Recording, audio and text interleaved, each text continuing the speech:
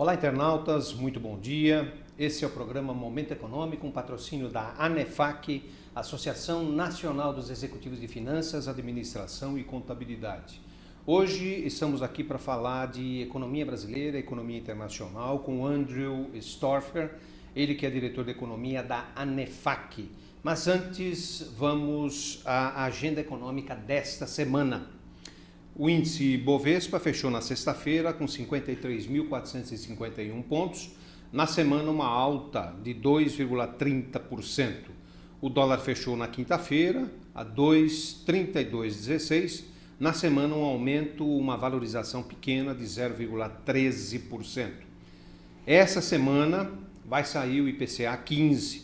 O número esperado, a expectativa do mercado é algo em torno de 0,60% de aumento de inflação, ligeiramente acima do IPCA 15 de outubro, que foi de 0,48%. Na semana sairá também a pesquisa de mercado de trabalho. O desemprego esperado, a expectativa do mercado é de 5,5%, ligeiramente superior à posição do mês anterior, que era setembro. Sai também aqui no Brasil o resultado do balanço de pagamentos de outubro e a expectativa é um déficit da ordem de 7 bilhões. Caso confirme esse número, que é bastante alto, né? O déficit acumulado de transações correntes em 12 meses vai se elevar para 82 bilhões de dólares, o que seria um recorde histórico nesse valor absoluto em dólares. Nos Estados Unidos, o destaque será a ata da reunião do Banco Central americano e também da inflação daquele país. Na China e na Europa teremos na semana as informações mensais de compras na indústria. Espera-se uma pequena melhora na Europa, já na China não se esperam surpresas. Se houver alguma surpresa na China, pode deixar o mercado um pouco desanimado. Com relação à pesquisa Focus que acabou de sair, a inflação 2013 está um pouquinho mais comportada, se bem que ainda continua muito alta, né? 5,84% a previsão para esse ano, a semana passada 5,85%, para 2014 a semana passada 5,93% de projeção de inflação para 2014 e agora 5,91%. De qualquer forma, esse patamar continua bastante alto, tanto para 2013 quanto para 2014. Já o PIB para 2013, a previsão é a mesma da semana passada, 2,50% de aumento de crescimento, e já para 2014 reduziu um pouquinho de 2,11% de crescimento para 2,10% de crescimento em 2014. Selic não sofreu alteração, na projeção de fechamento desse ano 10%, do ano que vem 10,25%. Balança comercial, já comentei um pouco sobre isso, né? Nós falamos de transações correntes, que inclui a balança comercial. A previsão que era da semana passada positiva, fechar a balança comercial em 1 bilhão 550 milhões de dólares, agora caiu um pouco, 1 bilhão e 200 milhões de dólares. Já a balança comercial 2014, a previsão da semana passada 10 bilhões de dólares positivo, agora caiu para 8 bilhões de dólares. Investimentos estrangeiros, tanto para 2013 quanto 2014, mantém a previsão anterior de 60 bilhões de dólares. E o câmbio, o final de 2013 subiu um pouquinho a previsão do mercado, de 2,25 a semana passada para 2,27 reais por dólar. Já o câmbio 2014 mantém a marca de 2,40, R$ 2,40 para fechar o ano de 2014. Nós temos dois quadros e eu pediria para a técnica apresentar, por favor. Esse nós comentamos a semana passada, mas deixamos de falar um pouco do quadro lá embaixo. Aqui no Brasil, o que a China investiu desde 2005 até 2013, 28 bilhões e 200 milhões de dólares, então é o quarto país em investimentos da China desde 2005 até 2013, agora no primeiro semestre, e os setores em que mais recebeu recursos foi energia, investimentos de 19 bilhões de dólares, mineração 4 bilhões e 400 milhões de dólares e assim sucessivamente. E a tendência é que esses investimentos da China aumentem ainda mais daqui para frente. Aliás, está se falando aí da compra do Big Bank, saiu agora no final de semana, por capitais chineses. E o outro quadro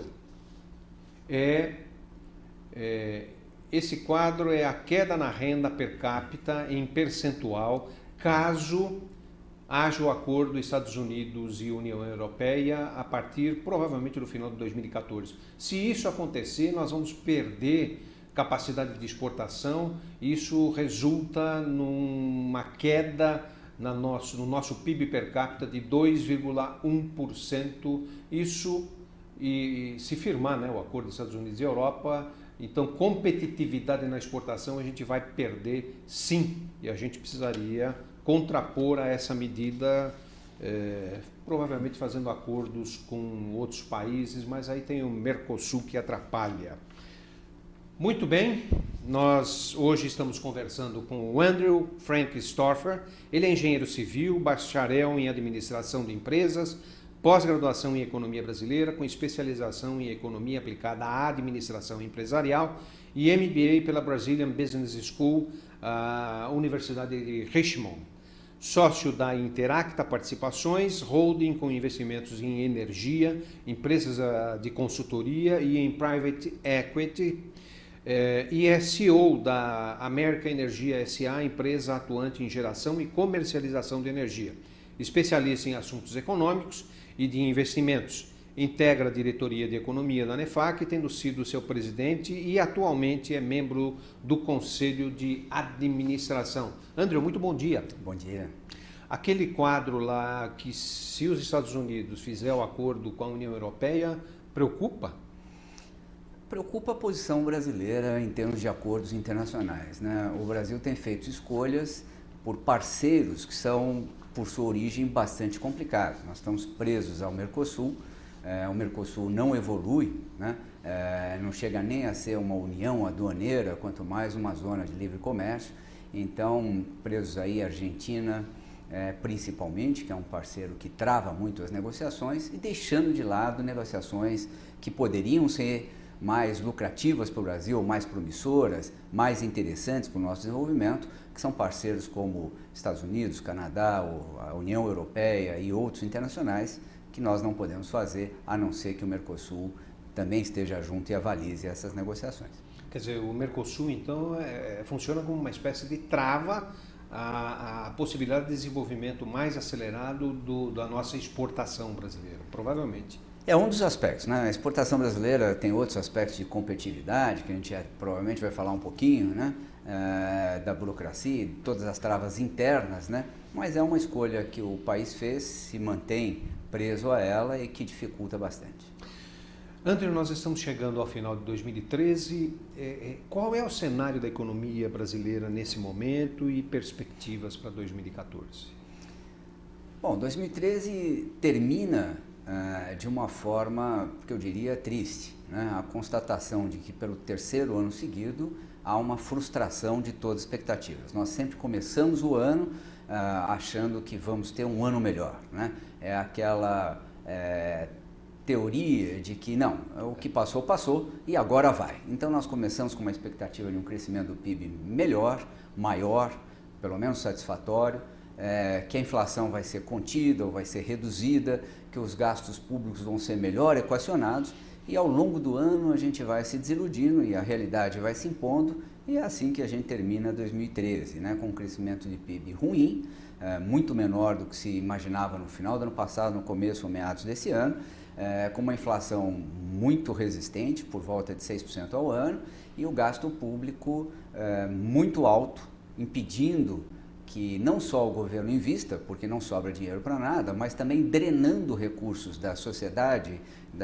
e do capital privado que poderia investir e que tem que pagar ao governo, contribuir para ele manter essa máquina. Então, é esse o cenário que a gente termina o ano, e não é um cenário muito animador para 2014, né? Não se espera de 2014, nós também vamos falar um pouquinho mais a respeito disso, mas não se espera um ano melhor do que 13, pelo contrário, deve ser um ano um pouquinho pior. Você falou do gasto público, isso preocupa tremendamente, né, Andrew? E nós estamos chegando ao final do ano e eu, por exemplo, tenho uma preocupação grande no sentido de que, será que novamente o governo vai fazer maquiagens contábeis, como fez já nos anos anteriores? O que você acha? Porque os números são muito ruins. O governo, na verdade, em economia, há muito tempo se colocou como uma diretriz, isso foi no início da estabilidade econômica, o tripé econômico, que ele assim foi chamado, porque como uma mesa, enfim, uma banqueta, ele sustenta a economia em patamares razoáveis. Então, esse tripé, que é composto por câmbio flutuante, uma meta de inflação e superávit primário, que é aquilo que o Estado, o governo, consegue economizar para pagar juros de dívida, enfim, fazer investimentos, esse superávit primário também é uma meta. Esses aspectos foram flexibilizados, para não usar a palavra abandonada pelo governo, porque abandonado não seria correto, acho que realmente ele flexibilizou, deixou um pouquinho de lado esses três aspectos importantes da economia. Então, na inflação, no tocante à inflação, nós temos uma meta de inflação. Meta é uma só. Não adianta falar que é 4,5%, né? Quer dizer, não adianta falar que existe um teto da meta, não existe. Existe uma banda, que aliás é um pouco exagerada, né? Você tem 4,5, pode ser 6,5 ou 2,5, quer dizer, uma banda muito larga, mas existe uma banda de tolerância, mas a meta é 4,5. O que o governo deve fazer é ancorar expectativas de inflação, isso ele não faz, né? Quer dizer, ele tomar medidas para que se convirja para esse centro da meta e pegar esse centro da meta e reduzir, inclusive, passar de 4,5 para 4, para 3,5, enfim, tirar a inflação. A partir do momento que ele aceita esse teto da inflação, esse teto da banda de 6,5, ele se sente confortável e nós ficamos ali beirando 6%. A mesma coisa com o gasto público no superávit primário. Nós temos uma Constituição que engessa muito, né? Quer dizer, tem uma verba que deve ser gasta com educação e saúde, deve ser transferida para Estado e município, que são princípios nobres, mas na prática nós não temos dinheiro para isso, essa aqui é a verdade. Então o governo, esse superávit que já foi de 3,3% e no governo Lula foi baixado para 3,1%, esses 3,1 não se consegue atingir. Ano passado não se conseguiu. E só para quem está assistindo entender, o que é isso? Quer dizer, alguém tem que economizar dinheiro por ano e se compromete com aquela economia. Fala, eu vou economizar.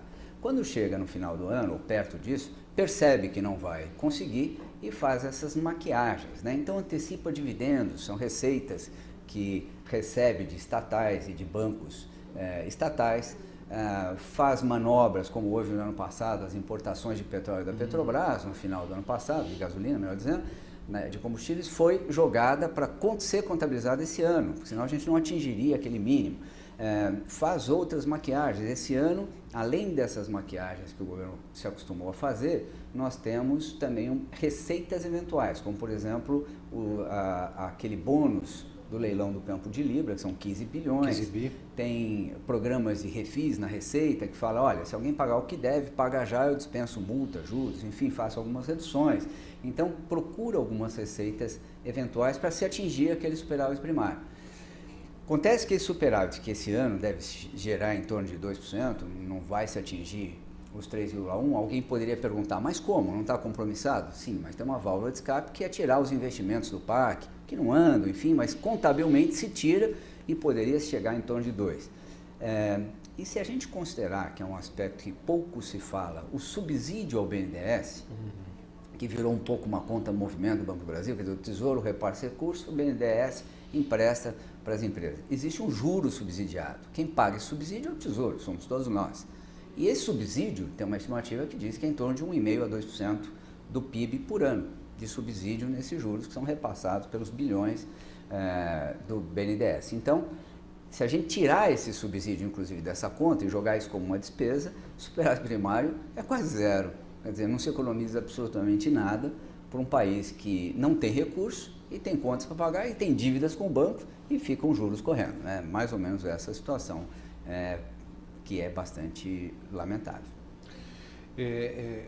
Andrew, você, nesse momento, como é que você está vendo o cenário do Brasil? Não é tão otimista assim, tem muitos ajustes que precisam ser feitos, mas internacionalmente, como é que você está vendo a Europa, Estados Unidos e China para o próximo ano e algum reflexo disso no Brasil? Bom, os Estados Unidos, começando por ele, é uma potência extremamente interessante, né? Porque apesar de todos os tombos que vira e mexe toma, se recupera e tem uma pujança que é impressionante. Responde por 1/4, 25% do PIB mundial, quer dizer, qualquer crescimento lá afeta o mundo, afeta esse PIB mundial e é bastante importante.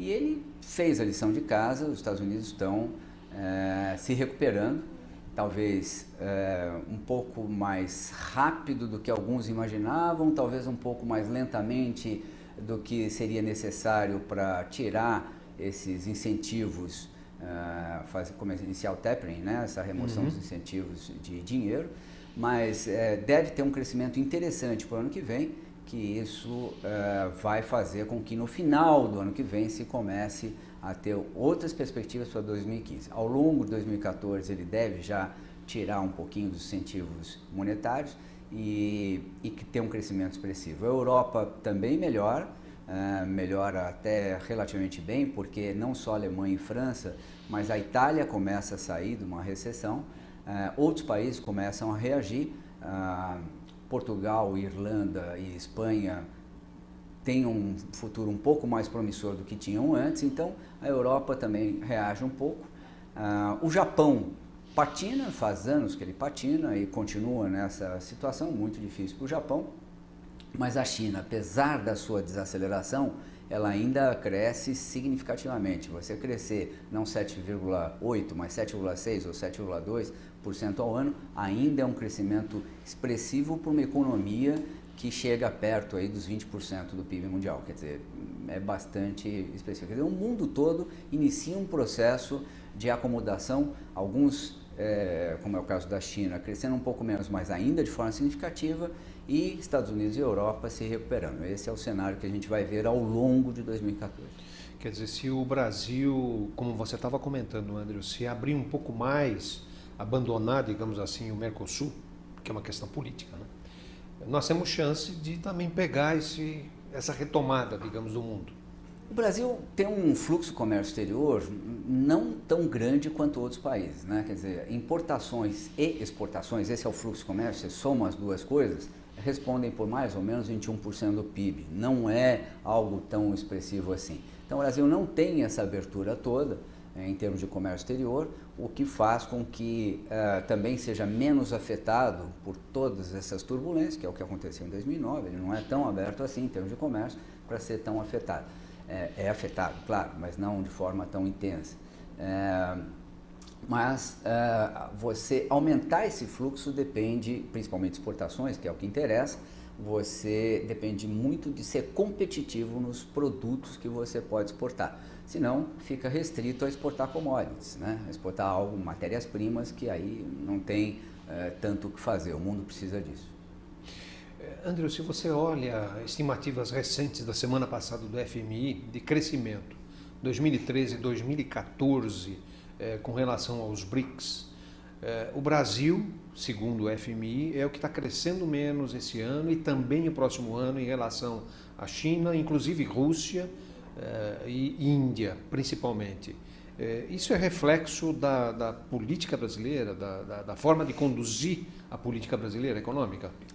Essas economias, cada um tem uma característica um pouco diferente. A Rússia, eu até acho que esse ano deve ter um desempenho semelhante ao brasileiro, um pouquinho abaixo até em 13, 14 um pouco melhor, mas a Rússia é uma economia que depende muito do petróleo e é muito monetizada, existe muita liquidez na economia russa, né? O M1, o nível de moeda circulando é bastante alto, então faz com que a Rússia seja mais volátil por natureza.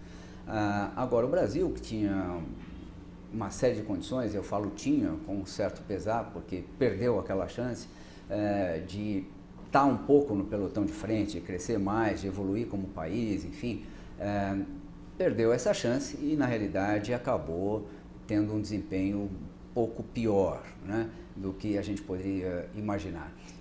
Isso é fruto da política interna, né? A gente não pode culpar, digamos assim, a política externa ou as condições mundiais pelo que a gente está vivendo. Isso é fruto nosso mesmo aqui, das decisões do governo e da sociedade. Enfim, nós somos assim, não adianta culpar essa parte externa pelo nosso desempenho.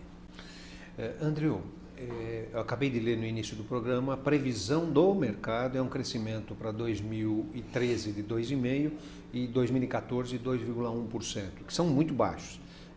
Você também acha que é esse o nível ou você pensa diferente de projeção? Eu acho que o crescimento desse ano deve ser em torno de 2,3%. Eu acho que é um pouco mais baixo do que isso. Agora, a gente tem que lembrar também que há uma mudança nessa metodologia.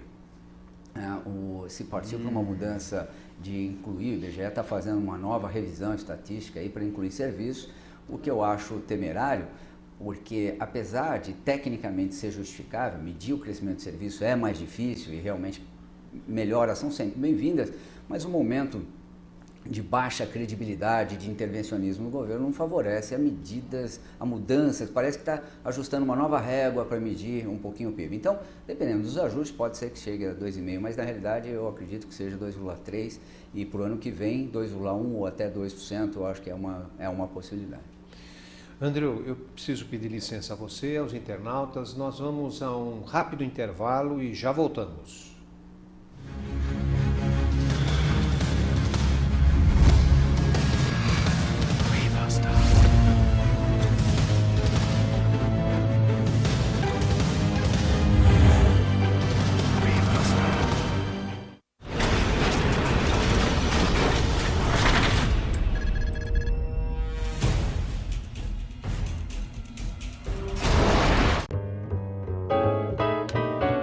Olá, sou Reinaldo Passador e apresentador do programa Comunicação Executiva, trazendo sempre a você informações úteis do mundo corporativo, o que acontece, o que vai acontecer, tendências, enfim, informações muito preciosas. Toda quarta-feira às 10 horas da manhã na TV Geração Z. Aguardo você!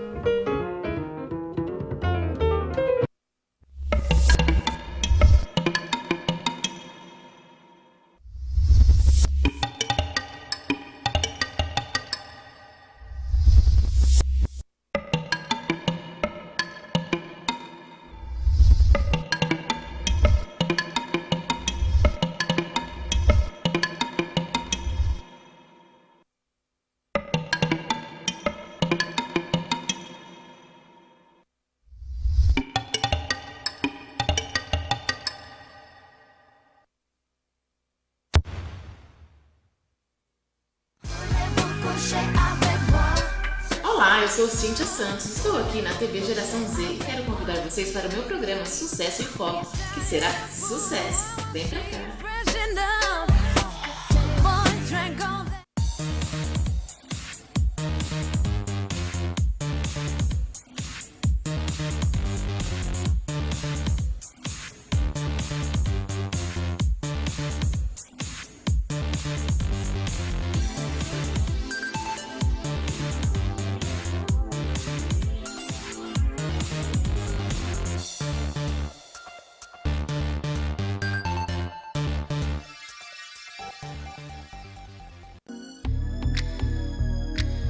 Olá! Toda segunda-feira, às 9 horas da noite, você tem um encontro marcado comigo.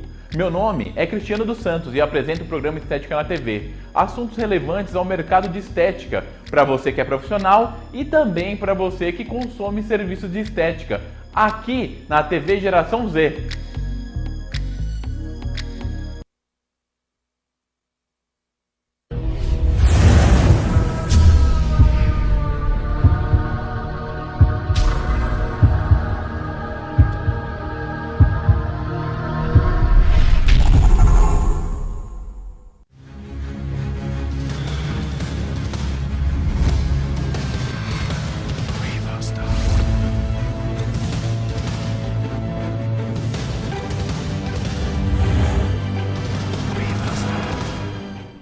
Olá, internautas, estamos de volta, hoje conversando sobre as perspectivas da economia para 2014 com Andrew Frank Stauffer, ele que é diretor de economia da ANEFAC.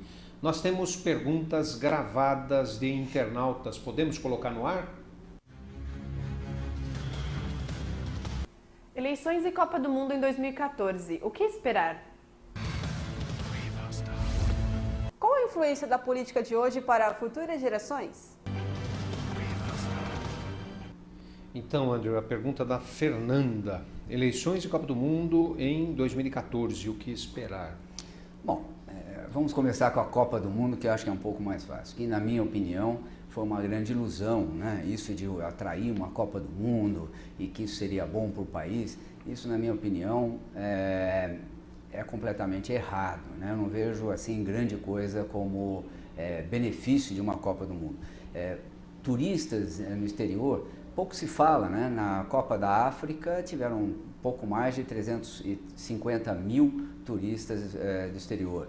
Na Alemanha, um pouco mais de 500 mil. Quer dizer, no Brasil se espera menos do que isso pelas condições, pela segurança, problemas de infraestrutura que nós temos, tal, se espera menos do que isso. Então, benefício, mas os estádios, enfim, o que vai se fazer com ele? Que benefício isso traz para a população? O transporte coletivo poderia ser feito também sem isso, e aliás foi feito muito pouco. Então, a Copa do Mundo, além de atrapalhar isso tudo, atrapalha porque nós vamos ter aí um mês, um pouco mais de um mês no ano que vem, quase que perdido, né? Pode ter certeza que vai ter feriado nacional, que vai ter um pouco dessa paralisia em termos de dias úteis no ano, diminui um pouco mais da nossa capacidade de produzir. Isso com relação à Copa do Mundo. A eleição já é uma outra história e, aliás, essa questão da eleição se vive para a eleição, né? Na realidade, o que se faz como governo, essa política econômica, ela está cada vez mais política do que econômica, né? O governo se preocupa muito mais com uma manutenção no poder, ganhar eleições, o que fazer para isso, do que com uma certa racionalidade do que seria bom para o país. Então, as eleições, sob esse aspecto, e a gente não fala só desses gastos e da coisa de comprometimento e distribuição de verbas, essas alianças que são feitas também exigem comprometimentos de verbas e tudo mais. Ninguém tem dúvida de que não seria por outro motivo que não o político, um país, ter 39 ministérios, quando na realidade não se tem isso em país algum, né? É um absurdo a gente ter essa máquina toda, esses gastos todos, essa falta de eficiência com 39 ministérios. E a outra pergunta é da Roberta. Qual a influência das políticas de hoje para as futuras gerações? Acho que podia pegar o gancho nessa pergunta que fez a Roberta. A política mudou de Lula para Dilma ou é a mesma política? O que você acha, André? Bom, na realidade a gente tem que olhar um pouquinho por camadas. Quando teve o primeiro governo de estabilidade econômica, que foi o governo do Fernando Henrique, em 94, se procurou alguns pilares, é como se fizesse uma obra e se vai fazer uma fundação. Então, a estabilidade econômica, derrotar a inflação é um aspecto importante. O outro é evitar o gasto público errado. Então, por isso se criou a lei de responsabilidade fiscal, tentou melhorar a eficiência do setor público, né, dos funcionários, dos gastos, de que a coisa funcionasse de uma forma melhor. Essa foi a base de sustentação. O que o Lula fez, e tem mérito por isso, é incorporar uma camada mais pobre no mercado de consumo, e isso também foi feito numa segunda camada. Só que esse ganho no mercado de consumo, ele só é duradouro, esse bem-estar só é duradouro se a gente desse o passo adiante, que não foi dado nunca, né? Que seria atrair o capital privado, melhorar a infraestrutura. Por que atrair o capital privado? Porque o governo não tem dinheiro para fazer o que é necessário. Então, precisa se atrair, fazer os investimentos em infraestrutura, melhorar as condições públicas, porque alguém que melhorou de vida e se inseriu no mercado de consumo, o que alguém pode querer? Que tenha segurança pública, que tenha transporte, saneamento, saúde, educação. Então, esses deveres básicos do Estado, eles são acompanhados através de uma infraestrutura adequada e de participação do capital privado para se desenvolver isso. Isso não foi feito. E o que acontece, então, com essa mudança é que, respondendo a sua observação, é que o governo Dilma simplesmente abandonou um próximo estágio, se mantendo naquela esteira do que foi feito no governo Lula. O que isso compromete gerações futuras? Nós estamos numa situação que aquele modelo já se esgota, quer dizer, esse modelo de consumo não tem mais por onde avançar, e vamos olhar um pouquinho qual é a nossa situação como país hoje, né? Existe um certo plano de emprego? Sim, existe um volume de emprego interessante. Nós ganhamos competitividade, produtividade? Não, muito pelo contrário, pioramos. Pagamos muito imposto? Sim. Nós temos retorno? Não. A segurança, como é que ficou esses anos todos? Só piorou, né? Quer dizer, o tráfico de drogas, a questão da violência urbana, assaltos, etc. Está todo mundo com muito medo, tanto quanto tinha antes, ou talvez até mais. A condição de vida piorou, porque o trânsito nas grandes cidades é absurdo, se trabalha muito e se tem poucas opções de lazer e pouco tempo de lazer, a perspectiva para o futuro diminuiu nesse aspecto, inclusive porque o governo, gastando o que gasta e não quitando a sua dívida, o governo está rolando uma dívida, mesmo com juros diminuindo, né, diminuindo a Selic, diminui os juros que o governo paga, ele não consegue quitar porque não economiza, então essa dívida e essa situação toda vai ficar para gerações futuras. Em algum momento a gente vai ter que acertar isso e cada vez numa situação mais difícil para se economizar, para se poder pagar esses juros e investir e melhorar essa situação e cada vez também mais difícil de se ter condições políticas para se fazer isso, né? E perdemos esse bom momento do mundo, que foram esses anos de 2011, 12, 13, bom momento do mundo, né? Lembrando bem, porque o mundo não está bem e as oportunidades vieram para o Brasil, né? E não soubemos aproveitar. Esse é o comprometimento que a gente está deixando para frente. André, eu tenho uma pergunta da Patrícia, a internauta Patrícia, se as exportações não foram muito boas em 2013, será que em 2014 melhora esse cenário das exportações? Bom, é o seguinte, como eu disse, o nosso fluxo de comércio é 21% do PIB. Nós temos um equilíbrio, as exportações, elas se mantiveram mais ou menos no mesmo patamar, quer dizer, elas caíram um pouquinho, nós estamos aí por volta de 230, 240 bilhões em termos de exportação, isso é o que nós fazemos, mas o que é mais preocupante é que nós aumentamos muito as importações. As exportações não é só uma questão de câmbio. Câmbio é um dos fatores que ajuda ou melhora a exportação, mas é um deles, né? Culpar o câmbio pelos nossos problemas internos de eficiência, competitividade, inovação, produtividade, é como culpar a dor de cabeça pela falta de aspirina. É claro que se tivesse uma aspirina não tinha dor de cabeça, se o câmbio fosse melhor, poderia exportar mais, mas na realidade a causa não é essa. A dor de cabeça é a burocracia, os altos impostos, a falta de infraestrutura, a mão de obra não qualificada, a perda de produtividade do país, os altos custos que impedem que nós sejamos competitivos em exportar. Então, não podemos esperar que as exportações melhorem muito, porque essas condições não estão ocorrendo. O câmbio pode até, e eu acho que vai acontecer, o câmbio deve sofrer uma depreciação, né? Quer dizer, o dólar vai aumentar, talvez 2,5, para o ano que vem, 2,5, 2,6, porém isso não vai resolver esses problemas de base. E as importações crescem, só para a gente ter uma ideia, o saldo comercial fica praticamente estacionado, em torno de 0, 1 bilhão, enfim, é praticamente zero. Nós temos um déficit de serviços e rendas de 81 bilhões de dólares, né? Com investimentos diretos na ordem de 60 bilhões, esse rombo começa a aparecer e ser significativo. Essa é a grande preocupação. E por que a gente importa muito? Porque a economia continua aquecida, o governo incentiva esse consumo, o empresariado nacional não investe para produzir mais, porque não é competitivo e não vale a pena com essas incertezas investir, então tem que importar. O que pode ser importado acaba sendo e afeta a balança. E o que não pode ser importado, que é o caso de serviço, aumenta-se o preço e aí a gente tem inflação. É esse o mecanismo que a gente vê hoje. Uma pergunta que é da Carol, você acabou de responder, a sua previsão com relação ao dólar é da ordem de 2,5 a 2,6 no final de 2014. No final do ano que vem. Quer dizer, ligeiramente acima do que o mercado está apostando nesse momento, que é 2,40, né? Eu acho que deve subir no ano que vem, no final do ano que vem, para 2,5, 2,6. É muito provável que a gente tenha isso, até porque no início de 2015 é que nós vamos ter mudanças mundiais mais significativas e mudanças no Brasil, sem dúvida nenhuma, porque vão ter passado as eleições. No Brasil, eleições, o ideal do ponto de vista econômico e do ponto de vista democrático seria a alternância do poder? Pois é, democracia sempre é bom, né?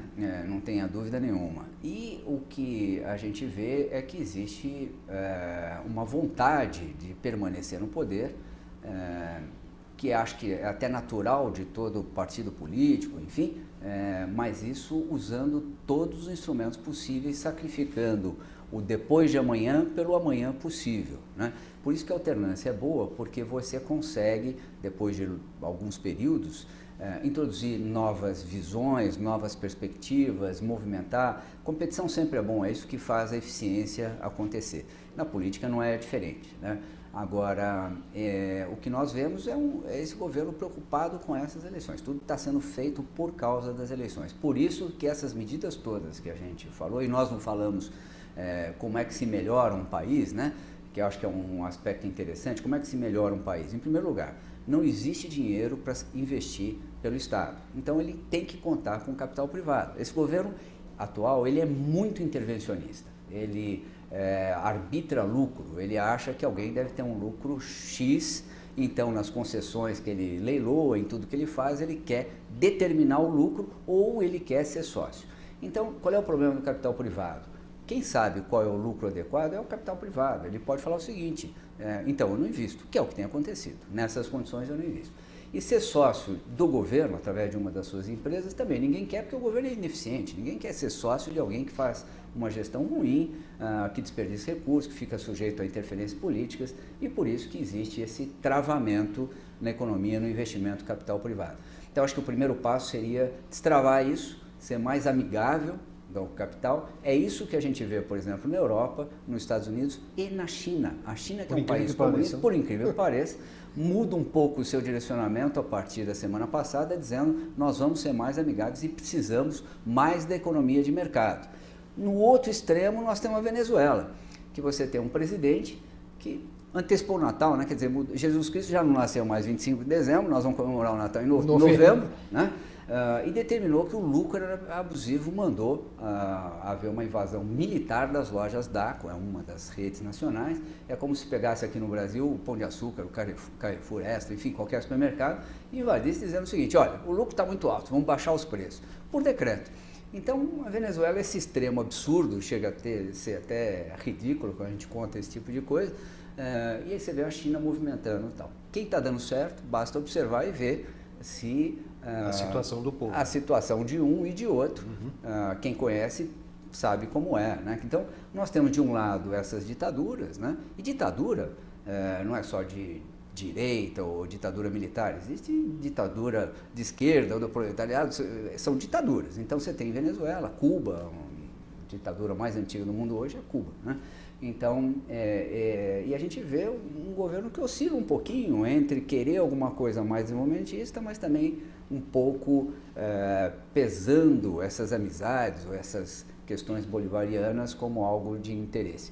Isso é o que compromete essa questão de eleições, ou seja, é bem provável que as medidas mais eficazes, que seria atrair o capital privado, fazer o seu dever de casa com relação ao gasto público dentro do possível e fazer também a promoção de reformas, né, que é uma palavra que já ficou um pouco gasta, mas elas estão aí, não se fez nada, em termos de reforma previdenciária, política, fiscal, enfim, isso tudo é o que se tem que fazer.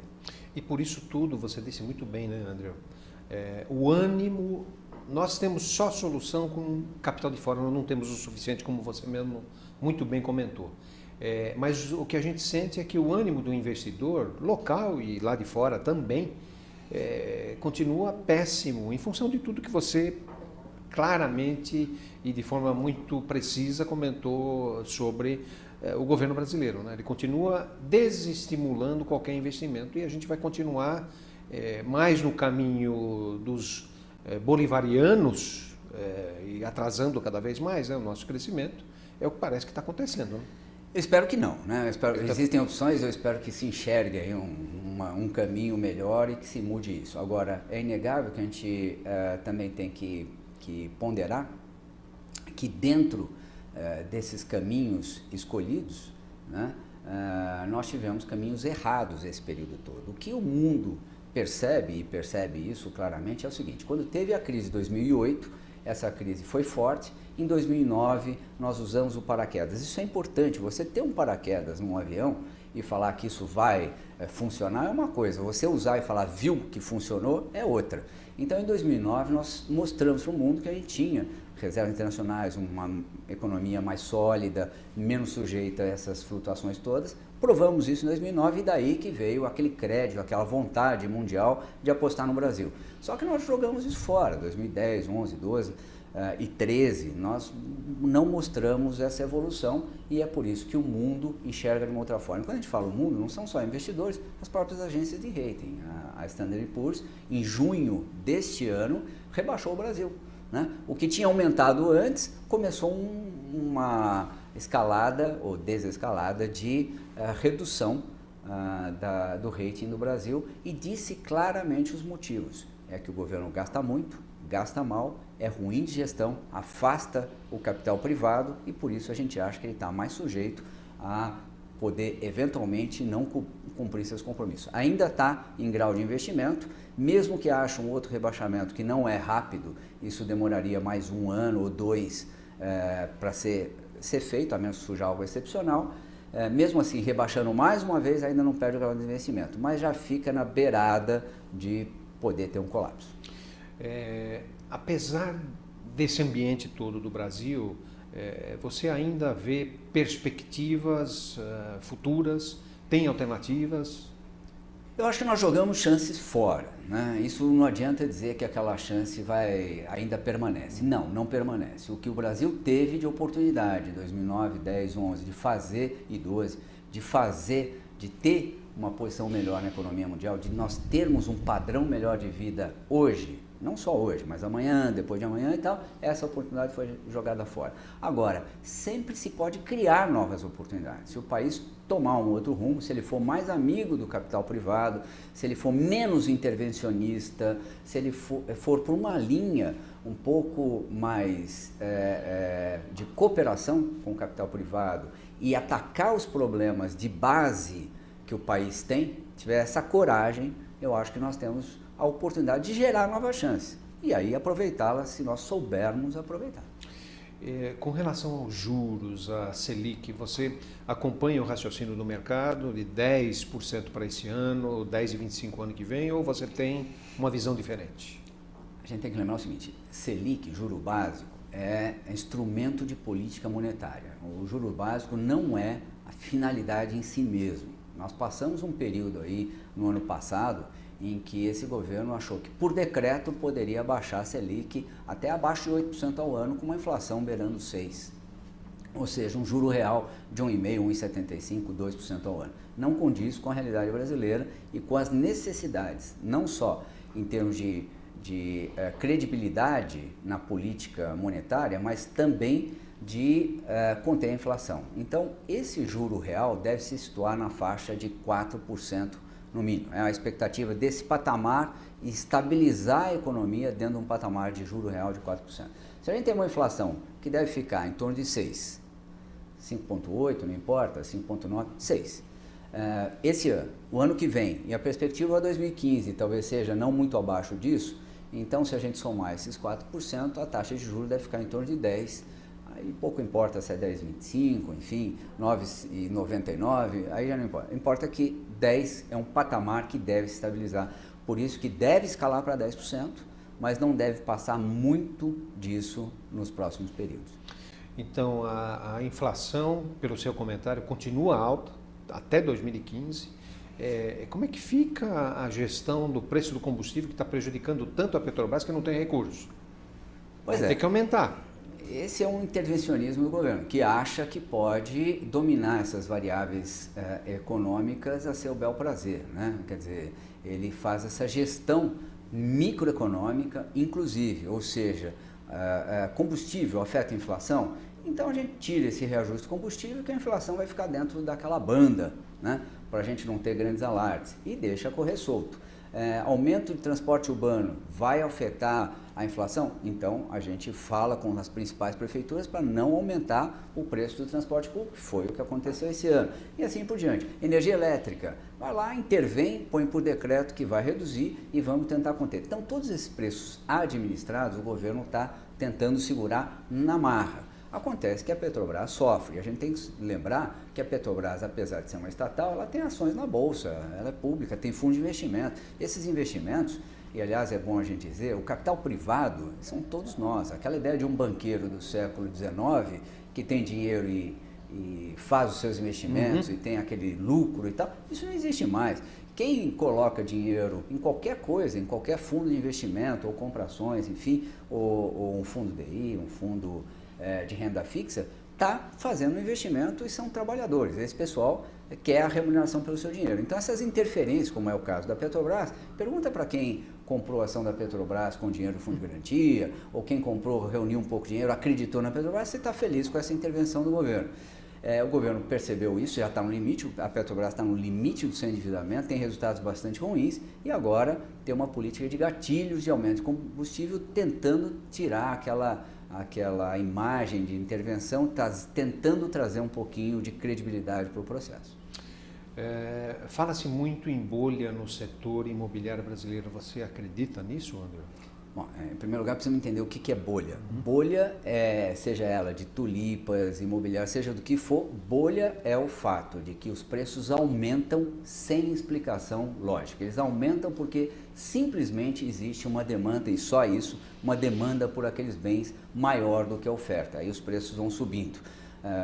Então, quando a gente olha alguma coisa, claro, a demanda sempre afeta, mas quando a gente olha princípios básicos que fazem com que o preço suba, justificadamente, economicamente, então não se tem uma bolha. É o caso do Brasil. Os preços dos imóveis sobem porque os terrenos são mais escassos, o custo da mão de obra, o custo do aço e do cimento sobem por conta da inflação, então os custos de produção sobem, faz com que o preço suba, não tem muita alternativa.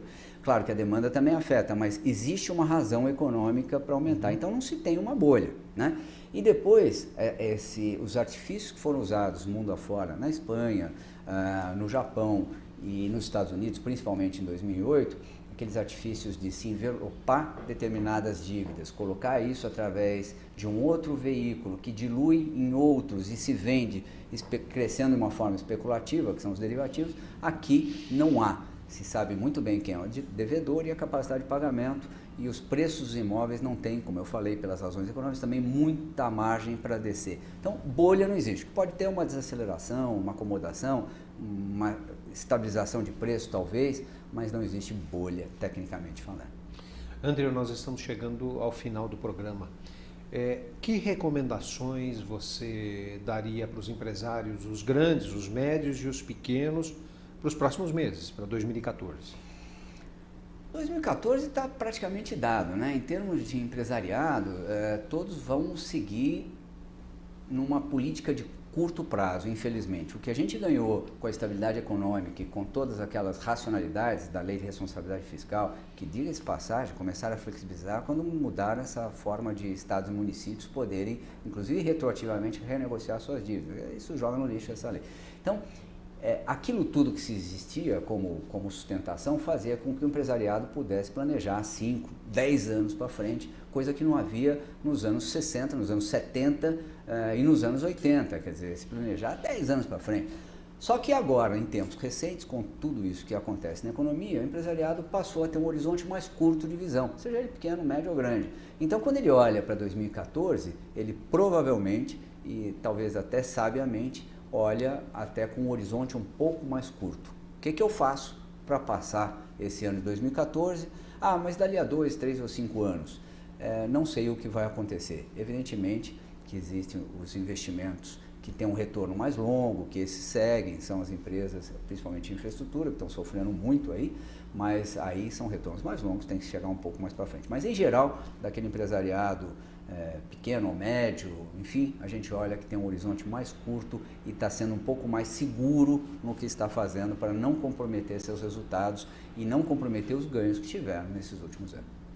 André, muito obrigado. Mais uma vez você trouxe ponderações bastante razoáveis e que nós como cidadãos e também nós empresários, grande, médio e pequeno, como o próprio André comentou, devemos estar em cima da mesa pensando porque isso afeta os negócios. A ANEFAC vai produzir agora no final do mês de novembro e também começo de dezembro um roadshow em várias cidades brasileiras sobre o encerramento das demonstrações financeiras. Confira a agenda no site da ANEFAC, www.anefac.com.br. Mais uma vez, André, muito obrigado aos internautas. Um abraço e até a próxima semana.